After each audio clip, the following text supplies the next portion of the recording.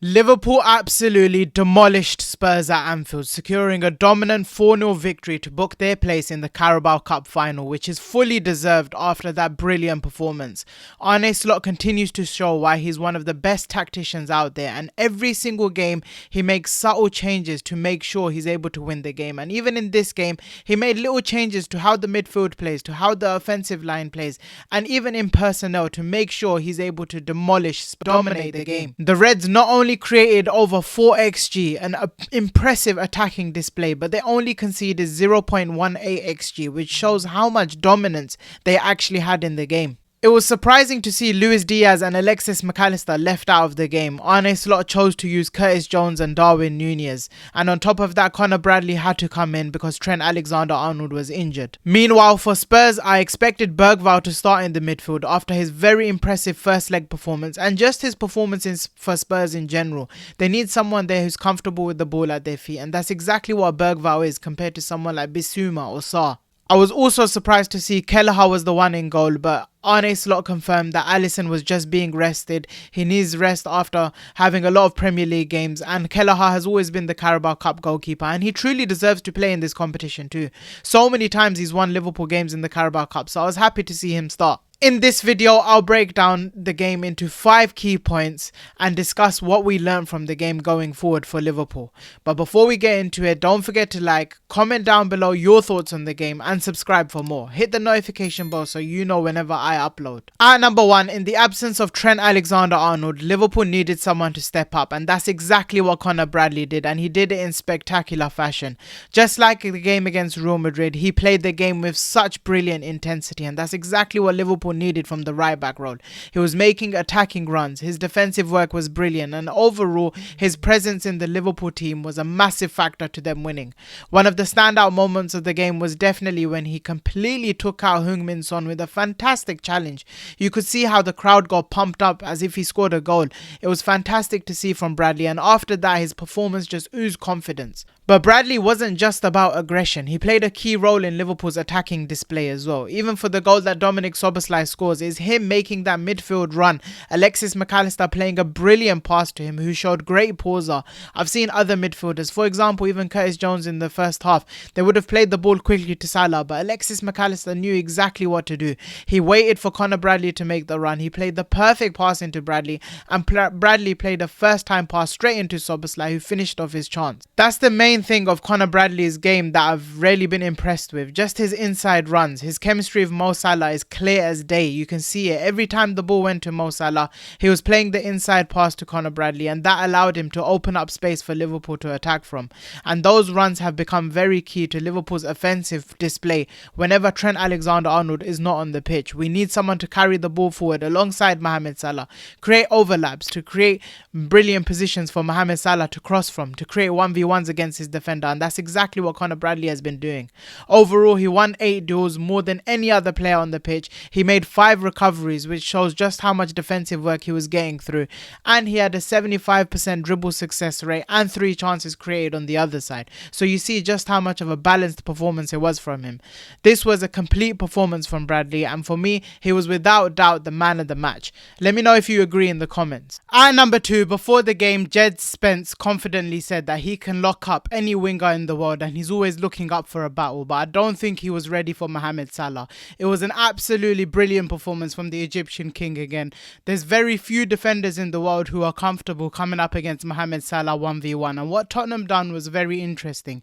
They'd actually doubled up on him and sometimes even triple teamed him on that right hand side, but that opened up space for Conor Bradley to attack and create dangerous opportunities from his crossing ability, and Mohamed Salah used that ability very well. There were times where he played it back to Conor Bradley, and there was times where he stuck on the double team, and that's exactly how he got the assist for Cody Gakpo's goal. There was a double team on him, he found a gap in between the two players, he produced a brilliant trivela assist into the back post. Darwin Núñez misses it, it comes to Cody Gakpo, and Gakpo finishes it off. A quick word on Gakpo. His numbers and importance for Liverpool this season is very understated. The way he has consistently in the last 10 games consistently found himself in brilliant spaces to finish off his chances, to create brilliant assists for his teammates, and just overall always being in the right place at the right time for Liverpool in the big moments this season has been incredibly underrated under Arne Slot. Back to Salah though, his quality wasn't on show just for that assist. His quality was also on show for the second goal that Liverpool scored. The ball is in the air, he produces a brilliant first touch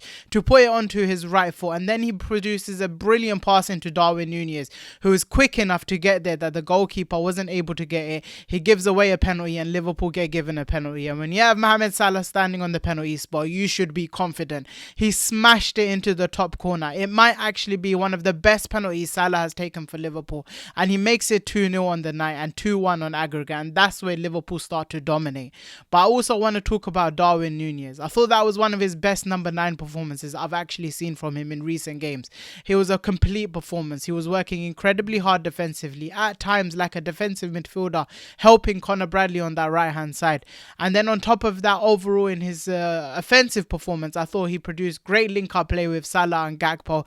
His passes were much sharper. There was a couple of very neat touches, and then he wins the penalty to make sure Liverpool are able to get a lead and then inevitably the victory. Going back to Salah though, just to put his consistency into perspective for you, he has now scored and assisted in 50 games. So he's had a goal and an assist in a game 50 times for Liverpool. The next player next to him is Steven Gerrard, who has only got it 27 times.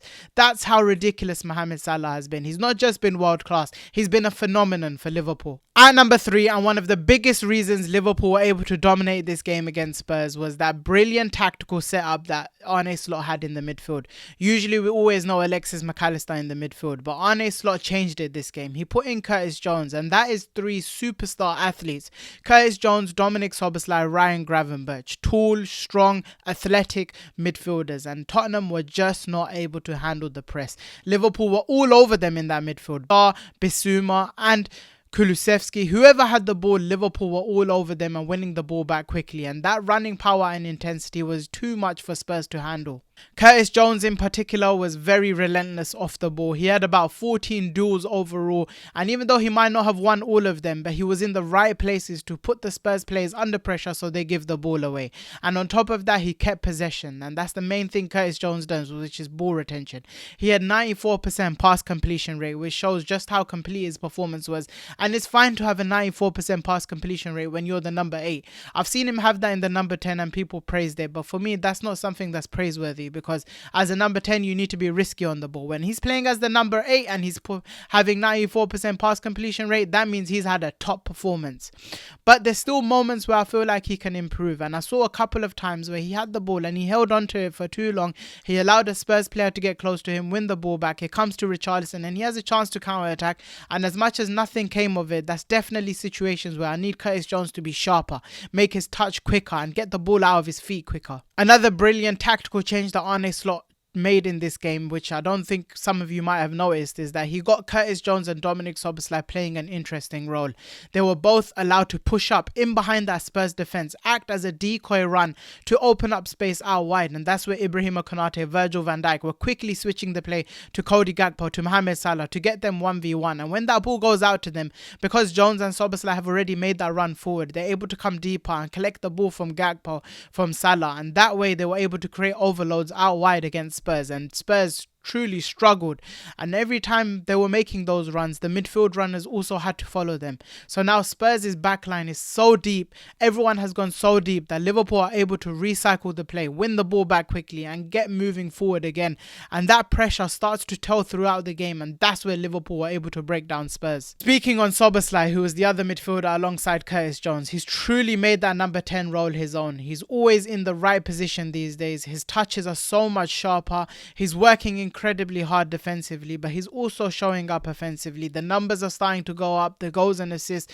you can see the confidence is flowing through him in general, and I feel like he's made that number 10 position his. And any big game that Liverpool play, Dominik Szoboszlai has to be starting, because that's where the balance for this Liverpool team is perfect. He presses relentlessly from the back and is brilliant to watch. I saw a couple of times against Spurs where the ball was given away, we were getting turnover, and you see Szoboszlai is there straight away winning the ball back. And as for Ryan Gravenberch, I'm just not going to talk about him again, because I feel like I talk about him every video. The guy is one of the best midfielders on the planet right now. At number 4, strength in depth. Liverpool's team right now is scary just because of the sheer options they have off the bench. Federico Chiesa, Luis Diaz, Harvey Elliott, Alexis McAllister, Wataru Endo and Diogo Jota were all on the bench yesterday, and that is a ridiculous amount of options to have.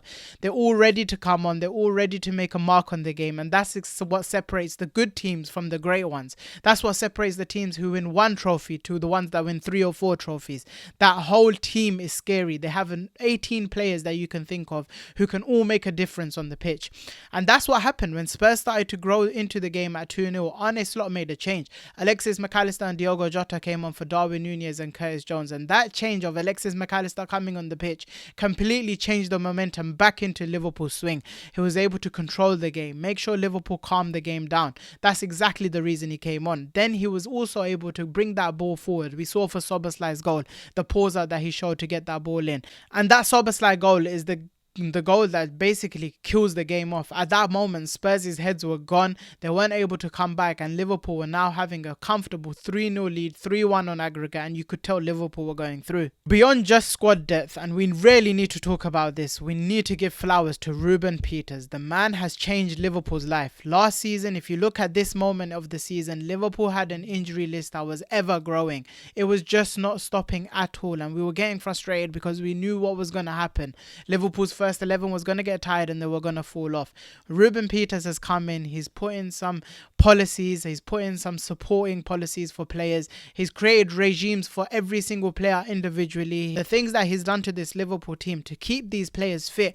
We're seeing Ibrahima Konate play 8-9 games in a row before he has any issues. We're seeing him play every 3 days. These type of things start to add up in the season, and now we're going into the business end of the season and we suddenly have 18-19 players that are fully fit and ready. At number 5, as brilliant as Liverpool were in this game, there's one clear improvement that they can make, and it literally showed in this game, especially in the first half, and that is set pieces. They are so frustrating to watch on set pieces. Whether it's Robertson, whether it's Szoboszlai, Trent Alexander-Arnold, whoever takes those set pieces, it's just not working. Even though Liverpool might have a good setup routine inside the box, if that delivery is not on point, you will not see the benefits of the set pieces. The reason why Arsenal are so good at set pieces, and that's where Liverpool need to learn from, because Arsenal are literally in a title race because of how good they are at set pieces. And if you see why they're so good at set pieces, it's because Bukayo Saka, Declan Rice, Martin Odegaard, whoever takes the set pieces is putting it on a sixpence for the man in the middle, and it's usually Gabriel, and they are able to score from their set pieces, whether that's free kicks, whether that's corners. They actually practice it, and Liverpool need to be practicing it a little bit more just to consistently score from them, because then defenders don't know whether to defend on set pieces, transitions. Liverpool would be the ultimate team because they can literally score from any situation. And you saw how much difference it can make, because in the second half when Alexis McAllister came on, he put in an absolutely lethal cross into the box. Virgil van Dijk finished it off, and at the time he made it 4-0, but imagine it was still 0-0, and that set piece was what broke down the team. Now the team would have to defend differently after that set piece. Liverpool have more spaces to make it 2-3-0. I also want to have a quick word on Spurs. While Liverpool were dominant, it has to be said, Spurs looked lost. Their leaders were all over the pitch. The youngsters were the ones who were thriving. Jed Spence, Archie Gray, Lucas Bergvall when he came on. These were the players who were confident with the ball at their feet. Yves Bissouma and Pape Sarr, who usually composed and physical in the midfield, were absolutely lost. They didn't know whether to press. They didn't know whether to hold. When they had the ball at their feet, they didn't see where the options were or try to win a free kick so that they can relieve pressure from the team. And then the only threat that they actually had was Dejan Kulusevski, and you could see he was having to dribble the whole pitch without any support, having 3 mans on him, so he was not going to do anything. And he's literally had no rest in recent games, so he was definitely not going to have an effect on the game. And that's why I said I was actually quite shocked not to see Lucas Bergvall start, because he's been brilliant on the ball. He was brilliant against Liverpool in the first leg, and even when he came on, he kind of shifted the momentum Spurs' way. And as soon as Alexis McAllister came on and started man marking him, then it became a different game again because Liverpool were on top. Overall though, what a performance from Liverpool. Dominant, ruthless and completely in control. Arne Slot continues to prove why he is one of the best coaches in the world right now, why he has made such an impact on this Liverpool team, and how he is cruising through English football right now. From Conor Bradley's brilliance to Salah's consistency to Slot's tactical masterclasses on the pitch and the strength on the bench, this game had everything go Liverpool's way. Liverpool were absolutely brilliant. Spurs had no chance. When Liverpool truly want to show up on the pitch, when they want to play their best game, there's no team in world football who can match them.